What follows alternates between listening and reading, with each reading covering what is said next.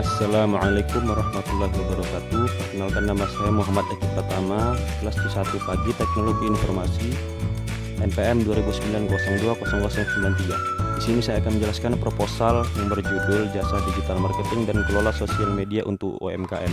Langsung saja saya di sini akan menjelaskan mulai dari bab 3, yaitu pembahasan. Mengapa digital marketing untuk UMKM harus diterapkan? Pengguna internet khususnya di Indonesia setiap hari terus meningkat. Mereka tidak hanya terhubung dengan jaringan online hanya sekadar untuk berkomunikasi, tapi lebih dari itu, di mana masyarakat Indonesia juga telah memanfaatkan dengan baik internet untuk mendapatkan informasi mengenai suatu brand dan menggunakannya sebagai cara untuk berbelanja. Langsung saja, secara umum berikut ini adalah 6 alasan mengapa digital marketing penting untuk para pelaku UMKM dalam mengembangkan usahanya. Yang pertama, kesempatan untuk semua jenis bisnis. Modal utama untuk bisa melakukan digital marketing adalah memiliki komputer atau laptop dan jaringan internet. Dengan dua hal tersebut, Anda sudah bisa mempromosikan diri atau brand Anda secara online. Anda sudah bisa membuat konten marketing, bahkan sosial media marketing. Yang kedua, lebih murah dan efektif. Sebuah cara pemasaran yang baik untuk dilakukan pelaku UMKM karena lebih murah dan efektif. Seperti kita ketahui bahwa digital marketing tidak membutuhkan alat yang rumit dan caranya juga terbilang mudah apabila dibandingkan dengan marketing konvensional. Yang ketiga, pendapatan lebih meningkat. Jika Anda menggunakan metode digital marketing yang efektif, pendapatan Anda akan lebih meningkat dibandingkan sebelum Anda menggunakan pemasaran secara online. Yang keempat, dapat menjangkau audiens spesifik. Bisa menjangkau audiens dengan spesifikasi tertentu yang Anda tentukan sendiri.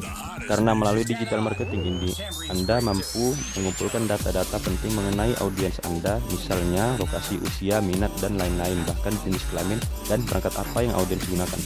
Yang kelima, efektif untuk pengguna perangkat mobile.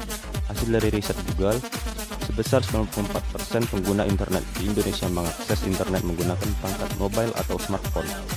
Yang keenam, membangun reputasi brand. Anda bisa membangun reputasi brand Anda dengan baik melalui digital marketing, di mana saat ini memiliki reputasi bisnis yang baik sangat penting di era digital. Anda bisa membangun reputasi brand ini melalui website, media sosial, sampai SEO. Berdasarkan sebuah sumber, setidaknya 81% konsumen yang lebih dulu melakukan riset online sebelum mereka melakukan pembelian. Nah, di sini menjelaskan perbedaan bisnis usaha mikro, kecil, dan menengah atau UMKM.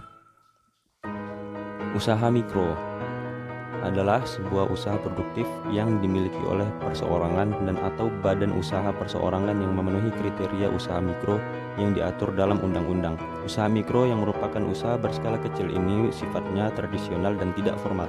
Maksudnya adalah belum terdaftar dan belum memiliki badan hukum. Lanjut, usaha kecil. Sementara pelaku usaha kecil ini adalah mereka yang berdiri sendiri dan dilakukan oleh perseorangan atau badan usaha yang bukan merupakan anak perusahaan atau bukan cabang perusahaan. Secara jumlah sumber daya manusianya, usaha kecil memiliki jumlah tenaga kerja kurang dari 50 orang. Hal ini berdasarkan Undang-Undang Nomor 9 Tahun 1995. Para pelaku usaha kecil ini kehidupannya sangat dipengaruhi oleh kondisi ekonomi pada umumnya, lokasi bisnis, persaingan, serta kualifikasi pemilik dan efektivitasnya menjalankan bisnis. Kemudian usaha menengah adalah usaha ekonomi produktif yang berdiri sendiri dan dilakukan oleh perseorangan atau badan usaha. Usaha menengah menjadi salah satu jenis usaha yang banyak digeluti oleh masyarakat Indonesia. Karena salah satu keunggulan dari UMKM ini adalah mudahnya untuk dijalani dan dalam mengadopsi inovasi dalam bisnis, khususnya dalam bidang teknik. Baik, mungkin hanya ini yang bisa saya sampaikan. Waktu juga kurang dari 5 menit sesuai dengan soal yang disuruh. Sekian dari saya. Apabila ada kekurangan, mohon maaf. Saya akhiri. Wabillahi taufiq wal hidayah. Assalamualaikum warahmatullahi wabarakatuh.